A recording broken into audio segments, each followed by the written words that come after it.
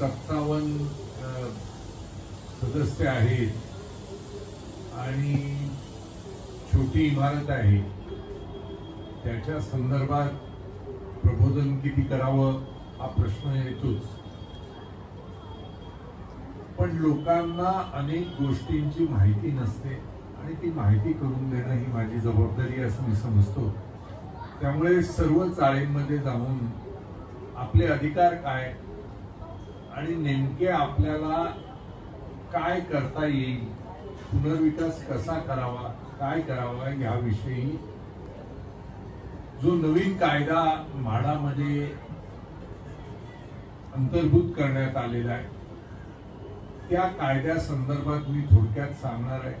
आणि त्यानंतर आपल्या इमारतीत बिल्डरकडे गेलं तर काय होतं आणि स्वयंविकासात गेलं तर काय होतं, त्याचे फायदे तोटे हे सर्व आपल्या समोर अगदी स्पष्टपणे मांडणार आहे.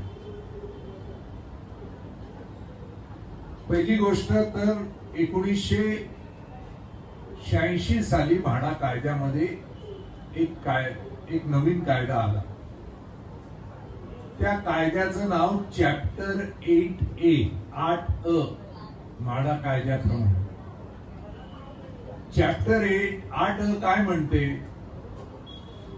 की भाड्याची पावती कोणाच्या नावावर असो किंवा नसो, जो त्या खोलीत राहतो, जो हजर तो हुजूर, कसेल त्याची जमीन तसं राहील त्याचं घर, जो ज्या घरात राहतो त्याला त्या घराचा अधिकार कायद्यामध्ये म्हटलेला आहे. मग भाड्याची रशीद त्याच्या नावावर असेल, वडिलांच्या नावावर असेल, आजोबाच्या नावावर असेल, काकाच्या नावावर असेल, कोणाच्या नावावर असेल, सध्या खोलीत जो राहणारा असेल त्याला ते घर मिळेल असं तो कायदा. दुसरं त्या कायद्यामध्ये काय म्हटलंय की जागेचा मालक जर आपण व्हायचं झालं तर 100 महिन्याचं भाडं जर आपण म्हाडामध्ये जाऊन भरलं तर म्हाडा ती इमारत ताब्यात घेते आणि जे रहिवासी आहेत त्यांची गृहनिर्माण संस्था करून त्या गृहनिर्माण संस्थेच्या ताब्यामध्ये ती इमारत करून देते. हे 86च्या कायद्यात म्हटलेलं आहे. पण 86च्या कायद्यात घरमालकांनी हायकोर्टात त्याच्यावर अपील केलं. आपण हायकोर्टात जिंकलो, भाडेकरू जिंकले.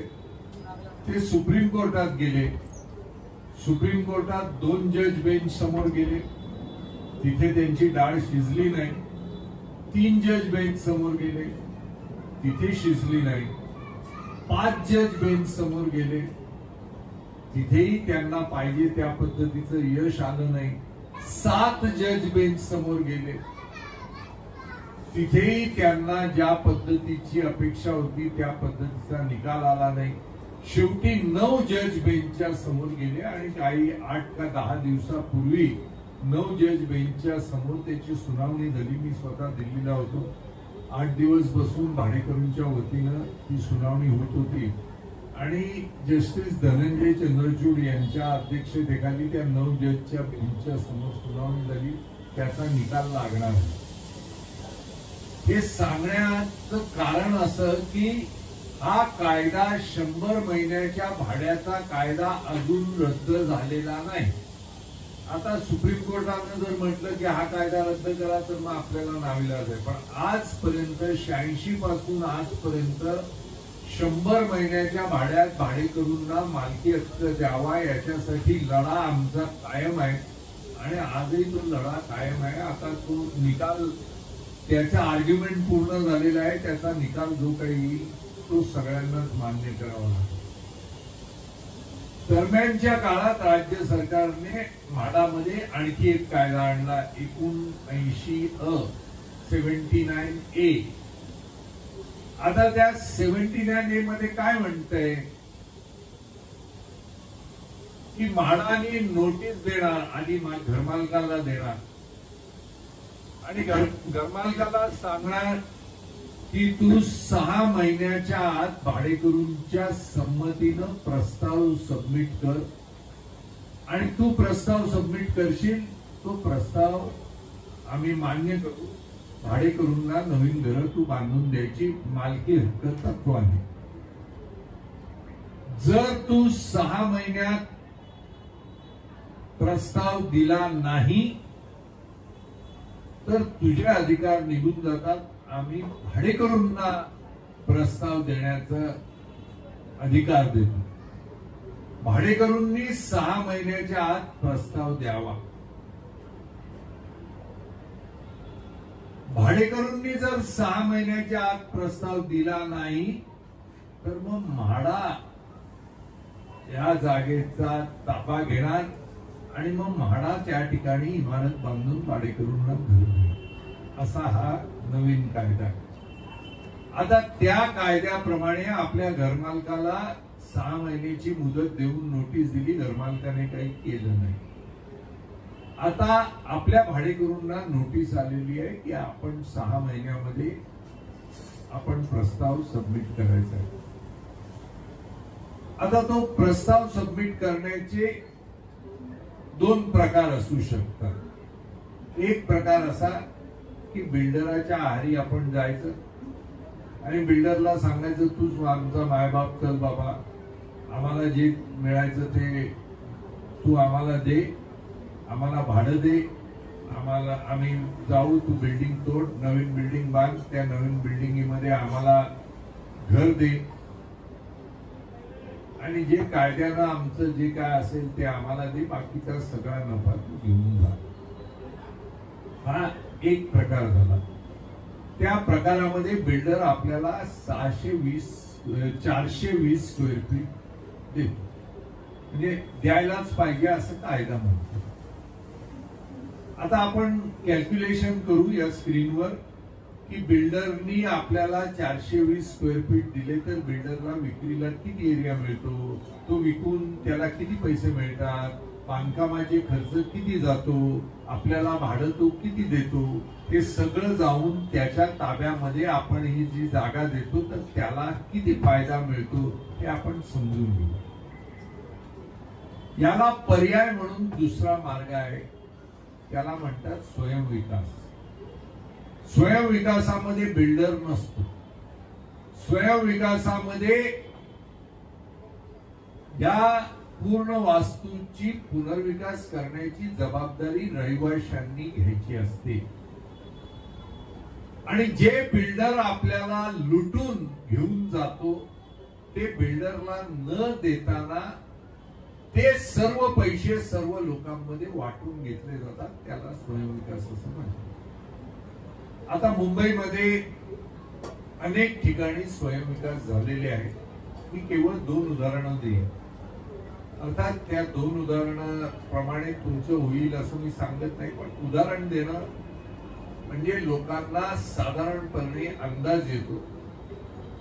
आणि स्वयंविकासात पूर्ण झालेल्या इमारतींचं उदाहरण मी तुम्हाला देणार आहे आणि त्याचे पत्तेही सांगणार आहेत. त्यामुळे तुमच्यापैकी कोणाला जाऊन तिथे बघायचं असेल तर तुम्ही बघू शकता. पहिलं उदाहरण म्हणजे शेल कॉलनी, कुर्ला आणि चेंबूरच्या मध्ये टिळक नगर आहे. त्या टिळक नगरच्या शेल कॉलनीमध्ये बिल्डिंगचं नाव आहे चित्रा कोऑपरेटिव्ह हाऊसिंग सोसायटी. तिथल्या रहिवाशांकडे ताब्यामध्ये होती 390 स्क्वेअर फीट प्रत्येक रहिवाशाकडे होते. ते बिल्डरकडे गेले. बिल्डरने सर्व कॅल्क्युलेशन करून सांगितले की तुम्हाला 510 स्क्वेअर फीट आम्ही देणार आणि 2.5 लाख रुपये प्रत्येक घराला कॉर्पस फंड देणार. लोक खुश झाली. जेसीबी वरून फुलाच्या पाकळ्या आणल्या बिल्डरवर वर्षाव करण्यासाठी. अनेक ठिकाणी हुशार माणसं असतात जी बिल्डरकडे जातात आणि काही थोडीशी बुद्धू माणसं असतात जशी तुमची लोक होती ती माझ्याकडे येतात. हुशार माणसं बिल्डरकडे जातात म्हणजे तिथे वाटमारी होते, दलाली होते, तोडबाजी होते. आणि जी हुशार माणसं नसतात ती माझ्याकडे येतात. माझ्याकडे वाटमारी नाही, दलाली नाही, माल मसाला नाही, पण फायदा सर्व रहिवाशांना होतो. तर ते माझ्याकडे आले, म्हणाले बिल्डर आम्हाला 510 देतोय. मी म्हटलं बिल्डर तुम्हाला तुमची वाट लावतोय. तर माझ्याकडे आले, त्याच्यात एक वयोवृद्ध गृहस्थ होते. ते म्हणाले साहेब इतकी वर्ष आम्ही बिल्डरची वाट बघितली, आता शेवटी एक 510 द्यायला आलेला आहे, आता ते पण तुम्ही थांबवू नका. मी म्हटलं हे बघा, माझं काम तुम्हाला काय मिळू शकते हे दाखवण्याचं. या उपर तुम्हाला खड्ड्यात उडी मारायची असेल तर मी कशाला थांबवणार. तुम्ही बिल्डरकडे गेलात तर मला काय नुकसान होत नाही, आणि तुम्ही स्वयंविकास केला तर माझा काय फायदा होत नाही. मी स्वयंविकासासाठी लोकांना मार्गदर्शन करतो, त्यांच्याकडून एक पैसा घेत नाही. माझं मार्गदर्शन मोफत असतं. तुम्ही स्वयंविकासात गेला, मला 10 वेळा येऊन लोकांच्या प्रश्नांना उत्तरं द्यावी लागतील. तुम्ही बिल्डरकडे गेला तर माझी डोकेदुखी कमी होईल, मला काहीच नाही. पण तुम्हाला काय फायदा आहे समजावून सांगणं माझी जबाबदारी आहे. मी त्यांना असं फळ्यावर सगळं कॅल्क्युलेशन करून दाखवलं. जमलेली लोक म्हणाले हे शक्यच नाही. म्हटलं असू दे ना, नाही शक्य झालं सोडून द्या, हे असं होणारच नाही.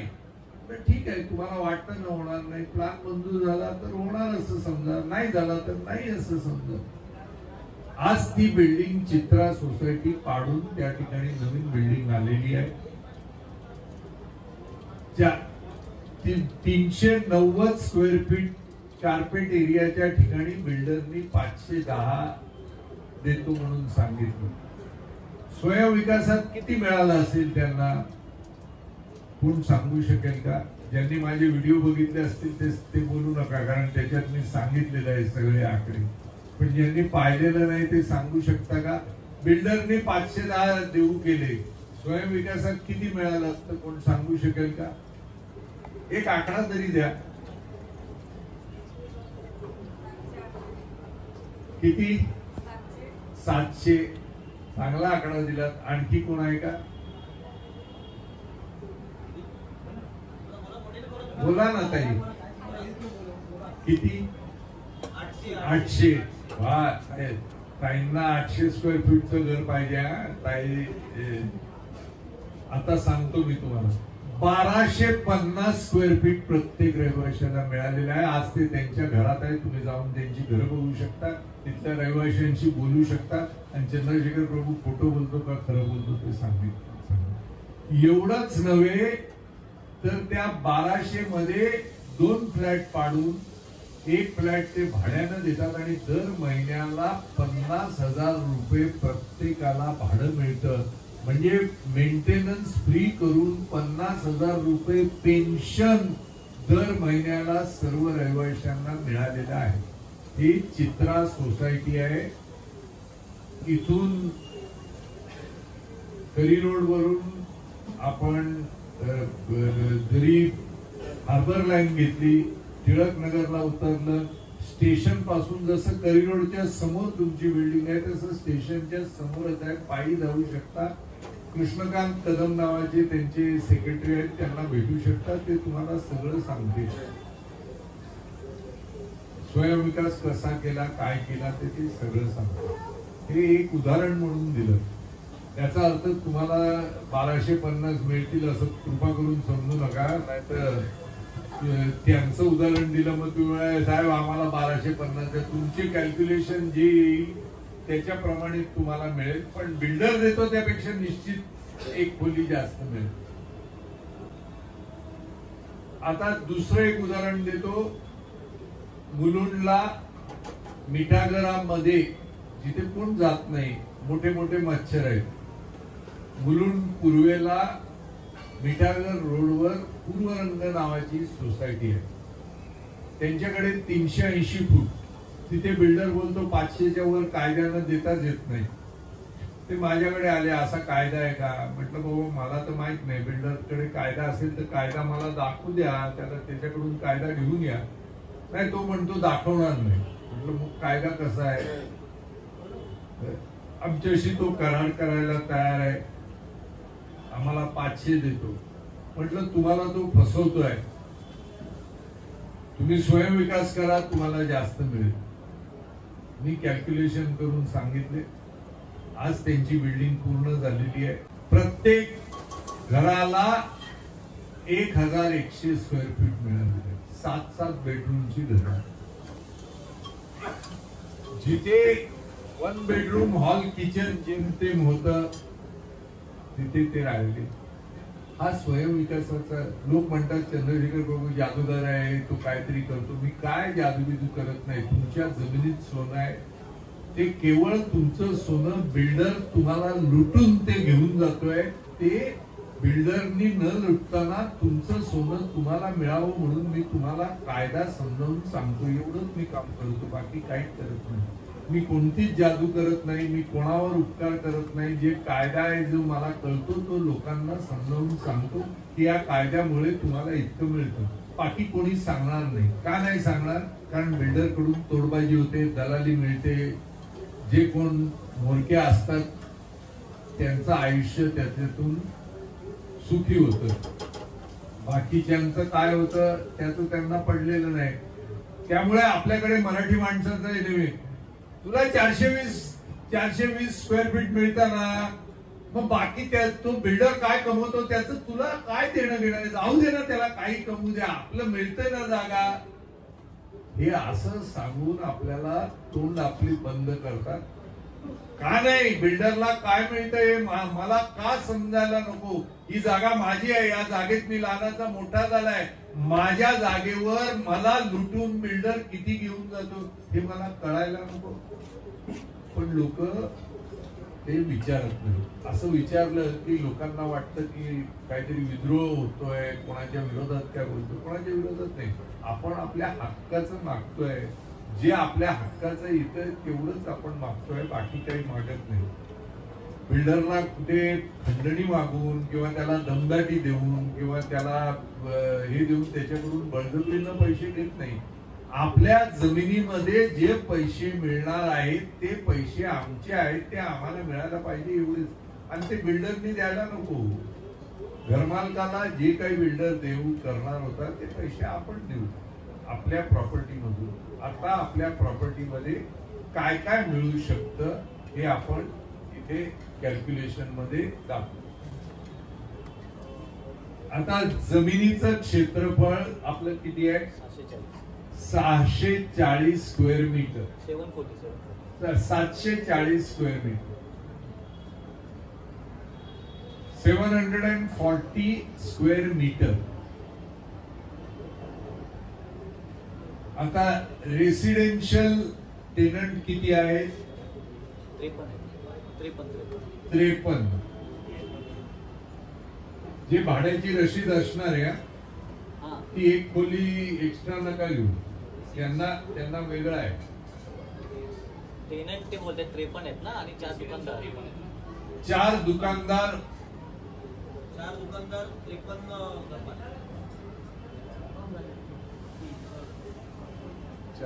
आता 53 लोकांची सध्याच्या खोल्या 300 पेक्षा कमी आहेत. सगळ्यांच्या 120 आहेत. सध्याची खोली 120. म्हणजे कायद्यानं आपल्याला किती मिळायला पाहिजे? कायद्यानं जे बिल्डर सांगतो तो कायद्यानं किती मिळायला पाहिजे? तर 300. मूळ एरिया 300. त्या 300च्या वर 8% इन्सेंटिव्ह. 8%. 300 प्लस 8% इन्सेंटिव्ह म्हणजे 8×3 24 स्क्वेअर फीट. 324. त्याच्यावर 35% फंजिबल. त्या तिथे 35% फंजिबल. हे कॅल्क्युलेशन प्रत्येकानं करावं. 8वीत असणारी मुलगी सुद्धा तिने हे कॅल्क्युलेशन करून आपल्या आई वडिलांना सांगितलं पाहिजे, बाबा तुम्ही चुकताय, इतकं आपल्याला मिळायला पाहिजे. पंचीबद्ध दोघांवर आहे की 300 वर? नाही, 324 वर.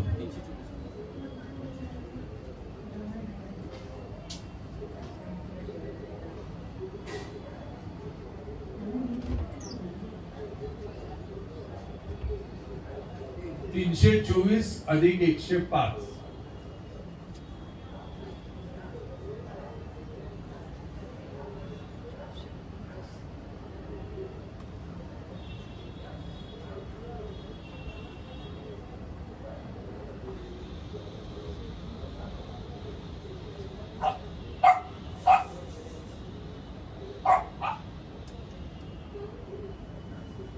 चारशे 29 स्क्वेअर फीट कोणाचा बाप तुमच्याकडून घेऊन जाऊ शकत नाही, हा तुमचा अधिकार आहे.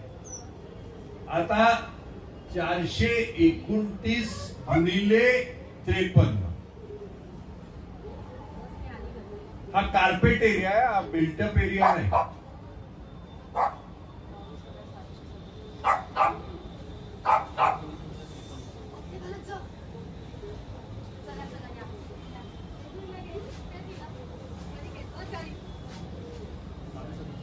बावीस 22,737 स्क्वेअर फीट तुम्हाला कार्पेट एरिया मिळणार. आता 4 लोकांची दुकानं काय साईजची आहेत? 180 चे लगभग 4 आहेत. तर 180 गुणिले 4 कमर्शियलचे 180 गुणिले 4 घ्या.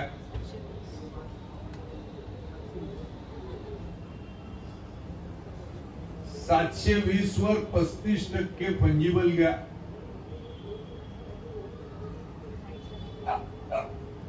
972 टोटल 972.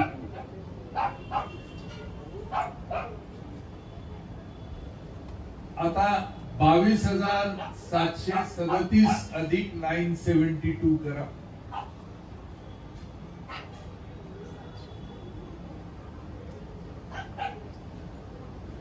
हे लक्षात घ्या, हे सर्व कॅल्क्युलेशन फार जरुरी आहे. तुम्हाला हे माहित असलं पाहिजे, म्हणजे आपल्याला काय मिळतं आणि आपल्या नावानं लुटून जाणारा माणूस काय घेतो हे आपल्याला कळलं पाहिजे. एवढंच माझं म्हणणं. आता हा झाला कार्पेट एरिया. हा बिल्टअप मध्ये कन्वर्ट करायचा, याला 15% ऍड करायचे, म्हणजे हा बिल्टअप होतो.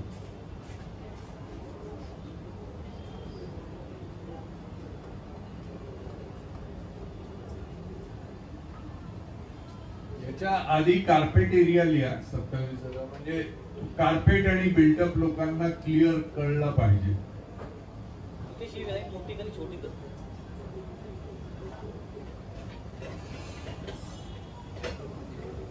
टोटल बिल्टअप नाही, आपला रिहॅब बिल्टअप, म्हणजे आपल्या लोकांना जेवढा बिल्टअप मिळणार आहे तो रिहॅब म्हणजे रेसिडेन्स प्लस कमर्शियल भाडेकरूंना मिळणारा बिल्टअप किती आहे तो.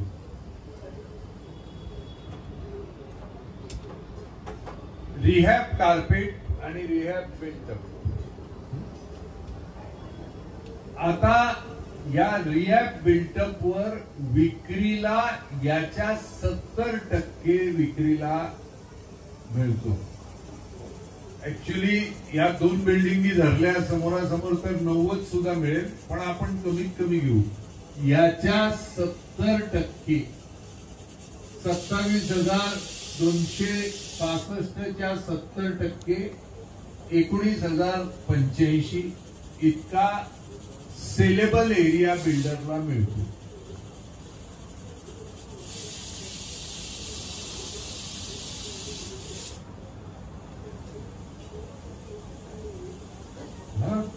आता आपण खर्चावर जाऊ.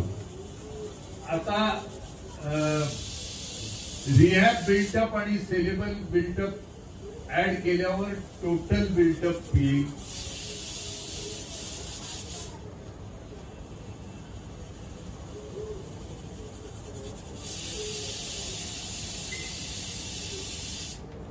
हे संपल्यानंतर याच्यावर कोणालाही काही प्रश्न असतील तर विचारा. प्रत्येक व्यक्तीच्या सर्व प्रश्नांना इथे उत्तर मिळतील. आपल्याला काही कोणाकडून काही लपवायचं नाहीये आणि जे आहे ते सगळ्यांसमोर उघड आहे.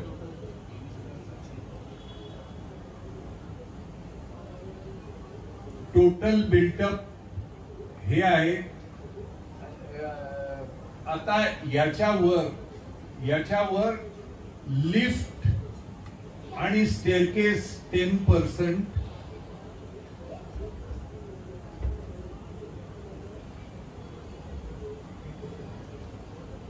आणि कॉमन पॅसेजेस आणि एम्युनिटीज 10%, मिळून 20%.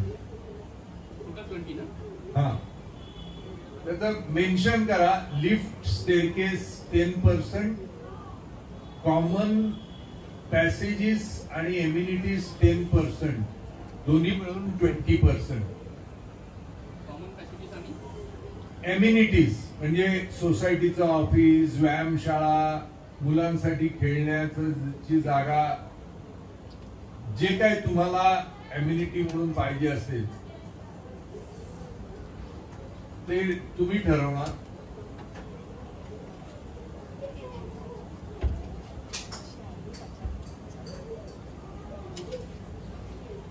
आणि हे सगळ्याचं टोटल करा.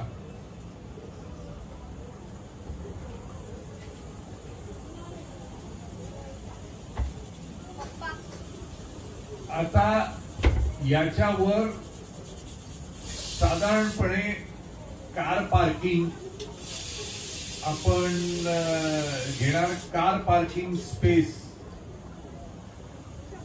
माझ्या अंदाजानं कायद्यानं कार पार्किंग जर 400 असेल तर दर 4 मागे 1 कार पार्किंग आहे.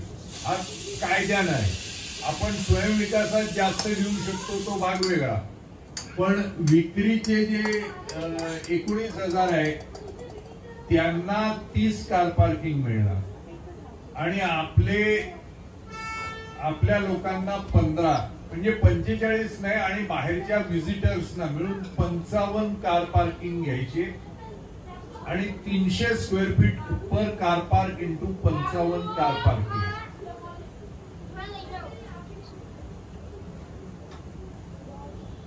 सगळ्या गोष्टी क्लिअर करून द्या ना, म्हणजे फिजिबिलिटी नको आणि हे नको, कोण भलत्याला पैसे देण्यापेक्षा इथे पब्लिक समोरच हे होऊ द्या ना.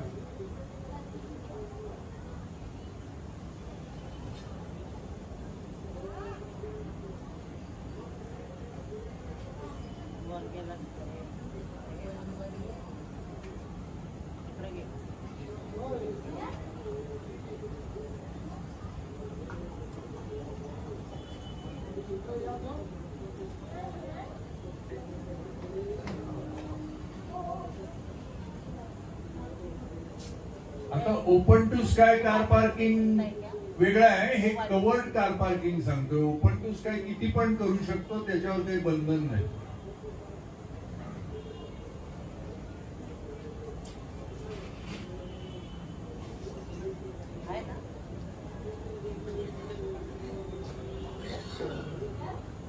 आता झालं. आता कन्स्ट्रक्शनची कॉस्ट आपण वर्कआउट करूया. आधी टोटल बिल्टअप एरिया जो आहे ना 46,351 ते मल्टिप्लाइड बाय 3,000.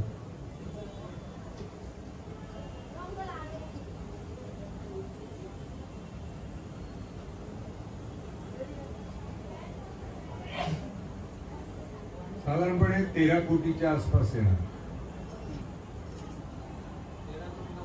हा, त्यानंतर लिफ्ट, स्टेअरकेस आणि कॉमन पॅसेजेसचा जो एरिया आहे, हे दोन जे 9,000च्या आसपास आहे, त्याची कन्स्ट्रक्शन कॉस्ट ही 3,000ची नाहीये, ती 2,000ची येते. कारण लिफ्ट मध्ये फक्त 4 भिंती बांधायच्या असतात, बांधकाम नसतो.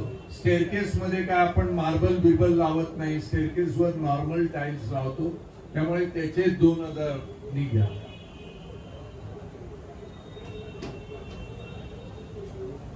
त्यानंतर 16,500 कार पार्किंग, हे 1,600 रुपये पर स्क्वेअर फीट घ्या. कारण त्याच्यात फक्त कॉलम असतात, कॉलम आणि बीम असतात, म्हणजे त्याच्यात भिंती नसतात, त्याच्यात टाईल नसते. इथेच बिल्डर आपल्याला फसवतात. सरसकट सगळं टोटल करून त्याच्यावर 4,000 रुपये, तुम्हाला 5,000 रुपये पर स्क्वेअर फीटचं मी बांधून देतो, म्हणजे ते पुढी सोडतात फक्त.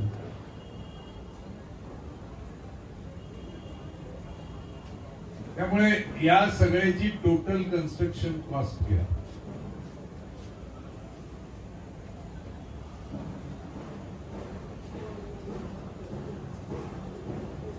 ₹18,40,00,000 बरोबर. आता भाडं बिल्डर तुम्हाला किती ऑफर करतोय? जनरली बिल्डर कडून काय भाडं घेतात सिंगल रूमच्या अगेन्स्ट? 25,000 गुणिले 53 गुणिले 36 महिने.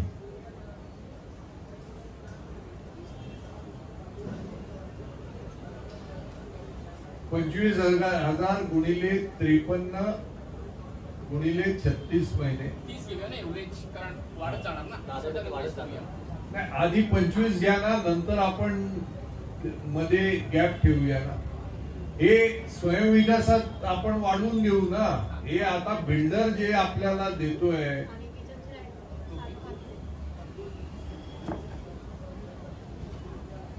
रेसिडेन्शियल झालं ना. हे रेसिडेन्शियल.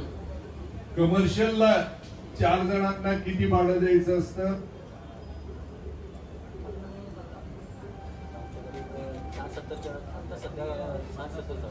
60,000 घ्या गुणिले 4 गुणिले 36 महिने. ते वाढवून घेऊ. हे मी तुम्हाला काय दाखवतोय की कॅल्क्युलेशन कसं करायचं. त्याच्यात मग तुम्ही एक्सेल शीट मध्ये वाढवून तुमचे कॅल्क्युलेशन तुम्ही करू शकता. त्याला माझी गरज नाही. मी फक्त हे कॅल्क्युलेशन फिजिबिलिटी म्हणजे काय, ज्याच्याकरता 2-2, 5-5 लाख आर्किटेक्ट तुमच्याकडून लुटून घेऊन जातात, ती ही फिजिबिलिटी ही अशी काढायची असते. हे मी तुम्हाला सगळ्यांसमोर मांडतो. झालं रेंट कमर्शियल झालं. आता शिफ्टिंग चार्जेस घ्या. 20,000 गुणिले 53 आणि ब्रोकरेज 25,000 गुणिले 53. सगळ्या गोष्टी घ्या. कोणती गोष्ट आपण सोडायची नाही.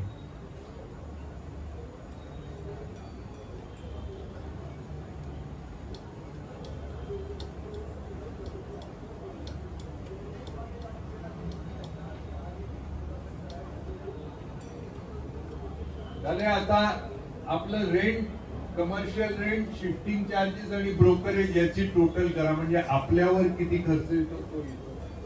कन्स्ट्रक्शनची कॉस्ट आपण वेगळी काढली, आपल्यावर किती खर्च येतो तो येतो.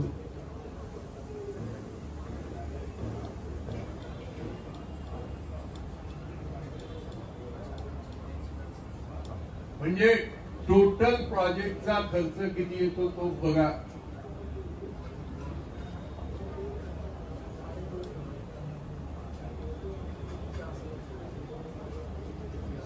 ₹24 कोटी येतात.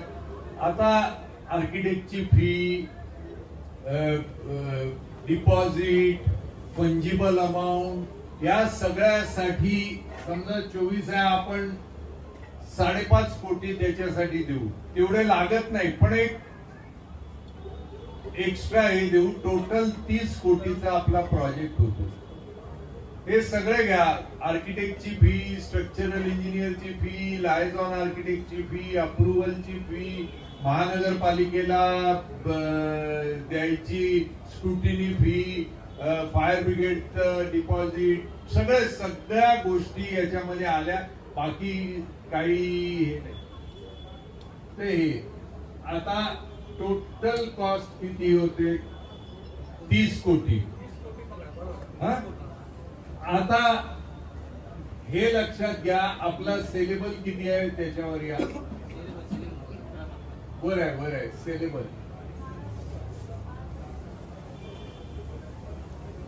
$19,000. आता 19,000 हा बिल्टअप आहे. बिल्डर बिल्टअपनी विकत नाही, सुपर बिल्टअपनी विकतो. पण इथे विक्रीचा बिल्टअपचा काय रेट आहे आणि सुपर बिल्टअपचा काय रेट आहे बाबा? 40 आहे. बिल्टअपचा का सुपर बिल्टअपचा?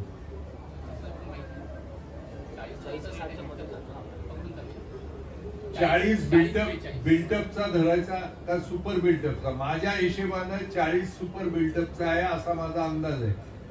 पण आपण बिल्टअपला 40चा धरू. कमी धरू. ऍक्च्युली सुपर बिल्डअप मध्ये 40 वर 40% वाढवायचा, सुपर बिल्डअप करायचा. तर सुपर बिल्डअपचा 40 म्हणजे बिल्डअपचा 60-65 वर जातो. पण आपण 40च धरू, कमीत कमी धरू. तर 40 गुणिले तो 19,000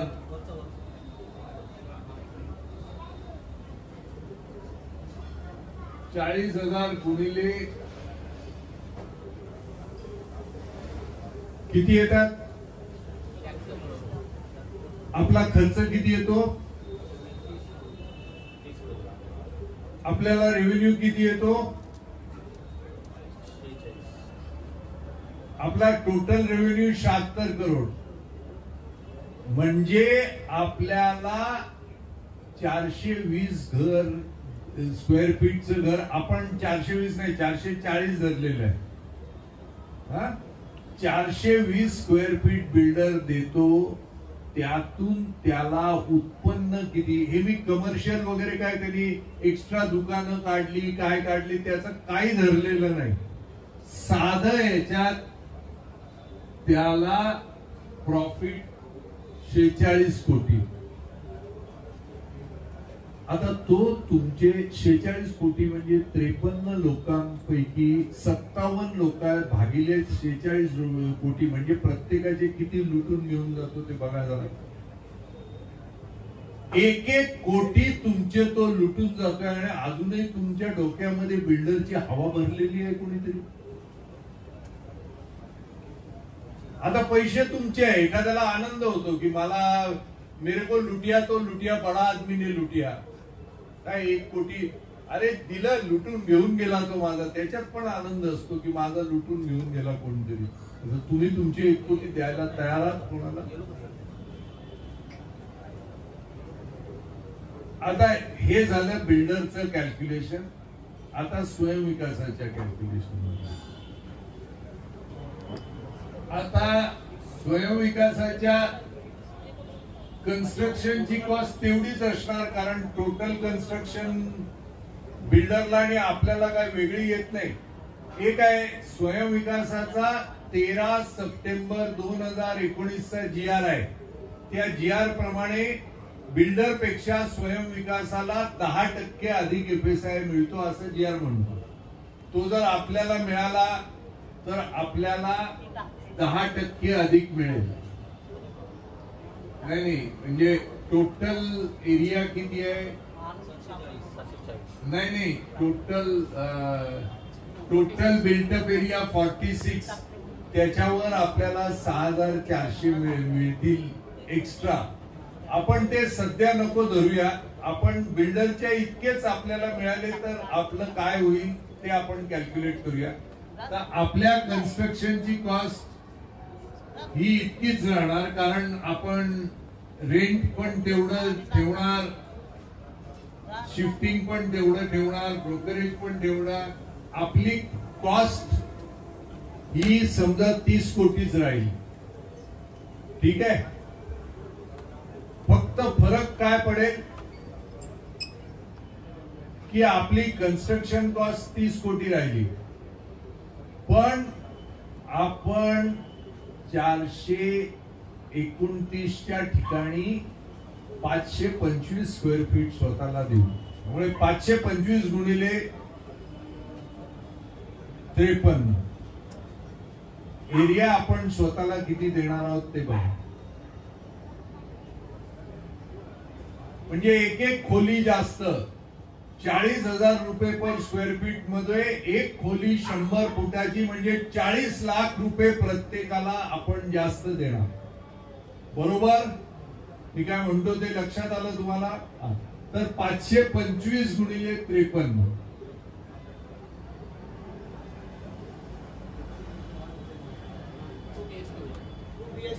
2 BHK प्रत्येकाला 2 BHK देणार. आता 2 BHK चा ब्रेकअप 10 बाय 10 चे 2 बेडरूम, 10 बाय 15चा हॉल, 10 बाय 10 चे 2 बेडरूम 200 फूट, 10 बाय 15चा हॉल 150 फूट, 350 फूट, 8 बाय 10चं किचन.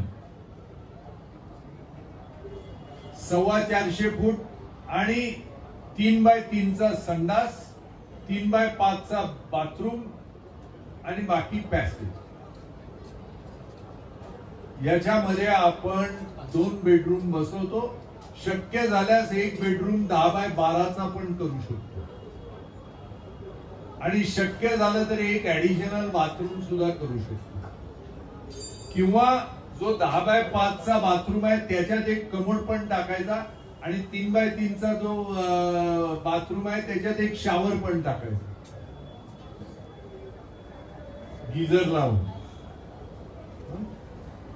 किती झाले आपली एरिया? 27-25. आता त्याला 15% टाकून बिल्टअप करा.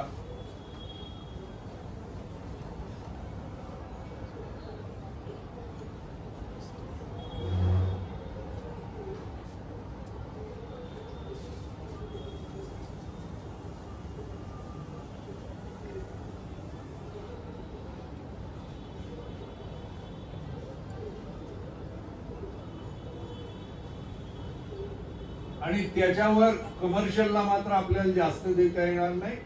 जे आहे तेवढेच द्यायला, कारण कायद्यानं आपल्याला त्यांना अधिक देण्याची परवानगी नाहीये. परवानगी मिळाली तर त्याला त्यांना एक्स्ट्रा पैसे द्यावे लागतात. तर त्यांचे ऍड करा ते.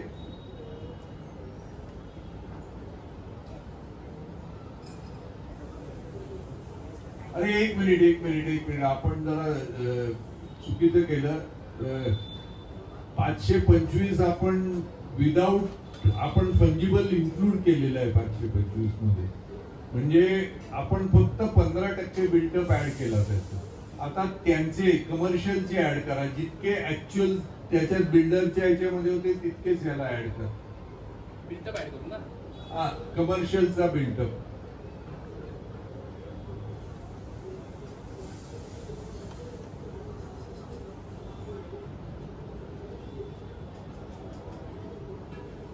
टोटल किती झाले?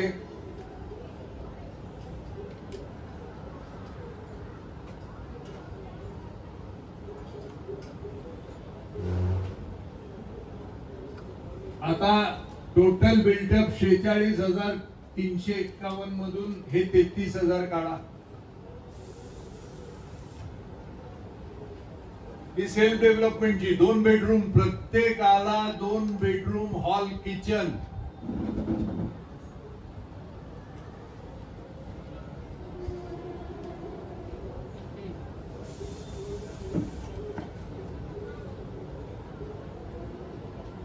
सेलेबल किती बॅलन्स आला? 13. आता 13,000 गुणिले 40,000.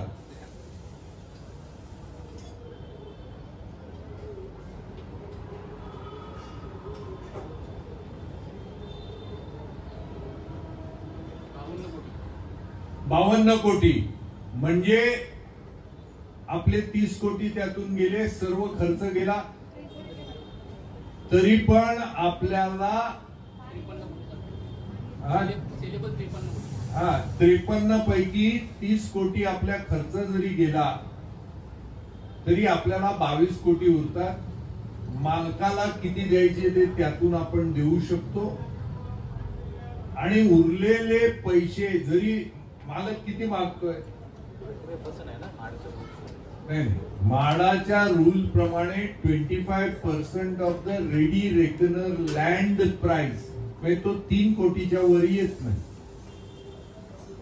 और 15% of the saleable area, which ever of the two is more. ते जे त्याचं होईल. सेलेबल किती येतो? सेलेबलच्या 15% किती येतो?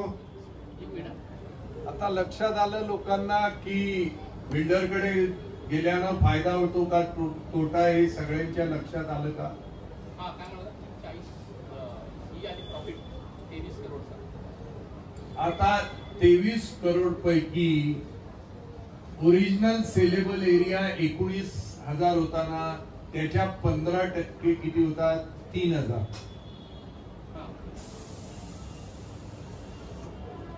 त्याच्या 15% किती होतात ते बघा.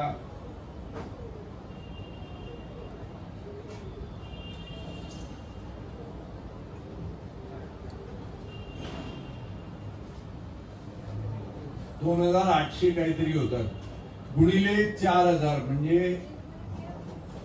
गुणिले 40,000, म्हणजे कायद्यानं त्याला 10 किंवा 12 कोटी आपण जरी दिले, एवढे द्यावे देऊ नये हे त्याच्याशी बोलणं करून आपण ठरवू शकतो. पण जरी त्याला कायद्यानं जे देऊ केलेलं आहे तेवढे जरी दिले तरी त्याला देऊन वर किती उरतात? वर 10 कोटी उरतात. 10 कोटी 57 लोकांमध्ये वाटले तर किती होतात? कॉर्पस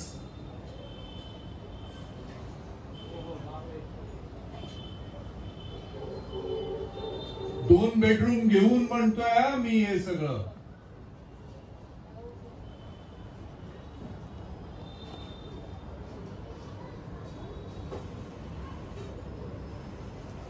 किती होतात प्रत्येकी? 40 लाखाच्या आसपास.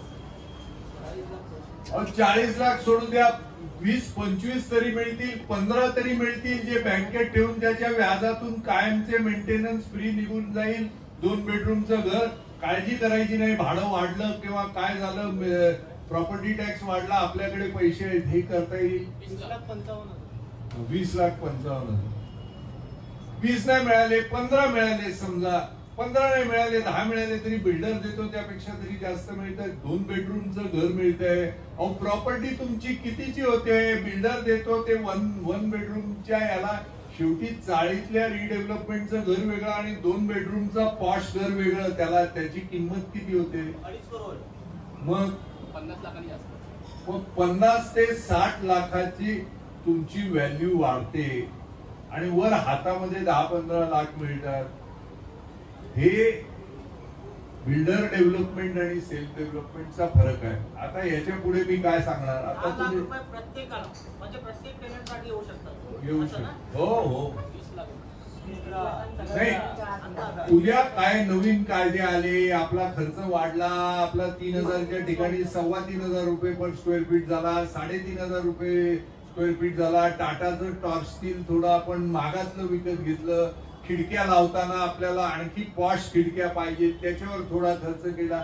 समजा काही केलं तरी 2 बेडरूमचं तर फ्री घर निघालं आणि मेंटेनन्स फ्री होईल, तेवढे तर पैसे निघाले.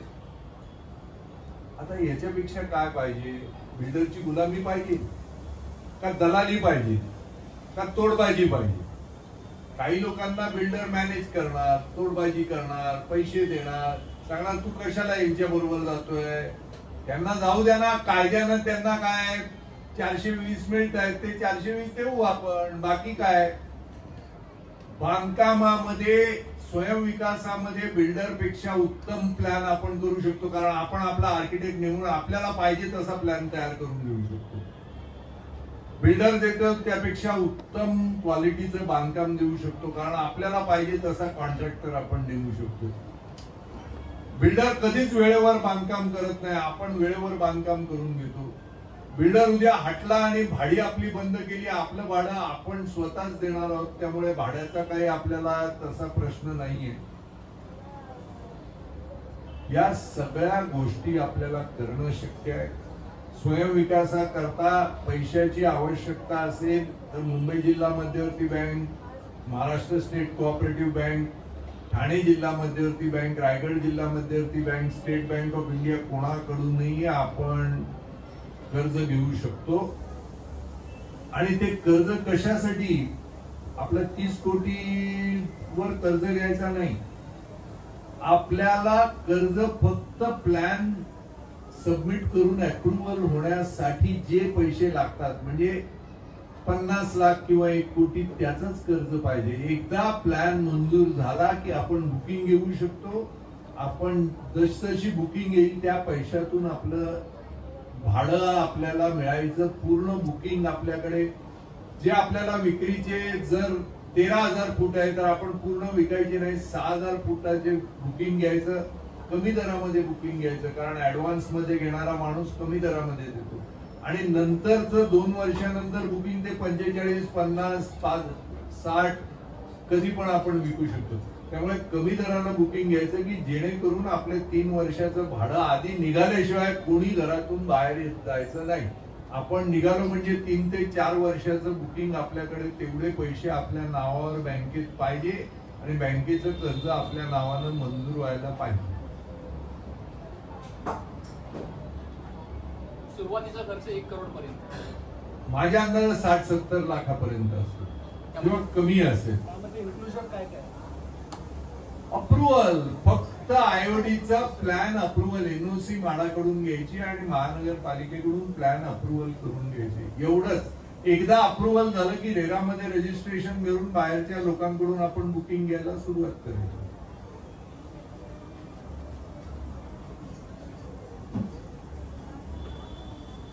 आणि त्यांच्या बुकिंग मधून जे 20% येतात त्यांच्याकडून किती येणार आहेत? 53 कोटी येणार आहेत. त्याचे 20% म्हणजे 10 कोटी आपल्याला ऍडव्हान्स आपल्याकडे येणार. सगळ्यांचं करणार नाही, आपण अर्ध्याचं करणार म्हणजे 5 कोटी येणार. याचा अर्थ आपल्या भाड्याचं आणि कन्स्ट्रक्शनची कॉस्ट सुरुवात करायचे सर्व पैसे येतात. जसं बांधकाम होईल तसं ते बुकिंग वाल्यांकडून पैसे येणार. त्यातून कन्स्ट्रक्शनची पूर्ण कॉस्ट वर्कआउट होईल आणि जे उरतील ते आपल्या लोकांचा फायदा होईल. जे सुशिक्षित आहेत त्यांना मी काय म्हणतो ते नीट कळलं असेल. आयुष्यभर नोकरी करून प्रॉव्हिडंट फंड ग्रॅच्युटी आणि खर्डेगाठी करून एवढी कमाई होत नाही. थोडी मेहनत करून आपल्या मुलाबाळांसाठी 2.5 कोटी 3 कोटीची इस्टेट आपण सोडू शकतो. मात्र हात जोडून विनंती, विकून जाऊ नका बाबा. आता गावाला जाल 2 कोटी मिळाले म्हटल्यावर झालं, सोनं विकत घ्या, घरातल्या लोकांची लग्न करा आणि गावाला जाऊन दारू पीत बसा. हे करू नका. इथे पुढच्या पिढीसाठी मी हे करतोय. मी मेहनत कशासाठी घेतोय? तुमच्याकडून काय पैसे घेतोय का? तुम्हाला मदत करतोय. का करतोय मदत? की पुढची पिढी इथे राहिली पाहिजे. कधी काळी माझी मुलं नातवंड आली तर तुमच्या नातवंडांनी सांगितलं पाहिजे तुझ्या म्हाताऱ्यांनी इथे येऊन केलं तेव्हा काय ते आमची बिल्डिंग राहिली. नाही तर माझा म्हातारा बिल्डरकडे चाललाच होता. आता आमच्याकडे 3 महिने आहेत प्रपोजल सबमिट करायला डेडलाईन प्रमाणे म्हाडाच्या. आधी तुम्ही स्वयंविकासात जाणार, आधी तुम्ही करी रोडला जाऊन सेंट्रल रेल्वेला जाणार का लोअर परेडला जाऊन वेस्टर्न रेल्वेला जाणार हा निर्णय घ्या. त्या प्रश्नावर डिपेंड आहे. कारण आम्हाला असं वाटतं की आमच्याकडे वेळ कमी आहे, मग त्या वेळेमध्ये ते झालं पाहिजे ना आयओडी वगैरे. नाही. प्रपोजल सबमिट म्हणजे आयओडी नाही. प्रपोजल सबमिट म्हणजे आम्ही प्रस्ताव सबमिट करत आहोत असा ठराव करून मांडणं. झालं तुमचं प्रपोजल सबमिट. त्यानंतर रफ प्लॅन आपण सबमिट करायचे. प्रपोजल सबमिट झालं ते 15 दिवसात सबमिट करता येतं आर्किटेक्ट नेमला. त्यासाठी 4 महिन्याची एकदम अशी काही मोठी प्रोसेस नाहीये. काही नाही. आणि 6 महिन्यात आपल्याला त्यांच्याकडून एक्सटेन्शन आणखी 6 महिने मागता येतात. कारण मालकाला ऑलरेडी 6 महिने आणि पुन्हा एक्सटेन्शन 6 महिने दिलेले आहे.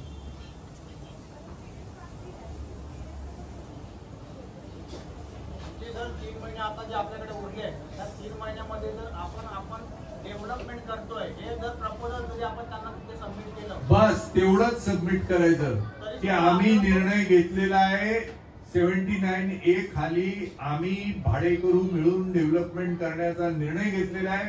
ही आमची प्रपोज सोसायटी आहे, त्याचं हे नाव आहे. या नावाप्रमाणे आम्ही या व्यक्तीला आर्किटेक्ट म्हणून नेमत आहे. तो अशा पद्धतीचा प्लॅन तयार करतोय. त्याचा रफ प्लॅन हा सबमिट कर.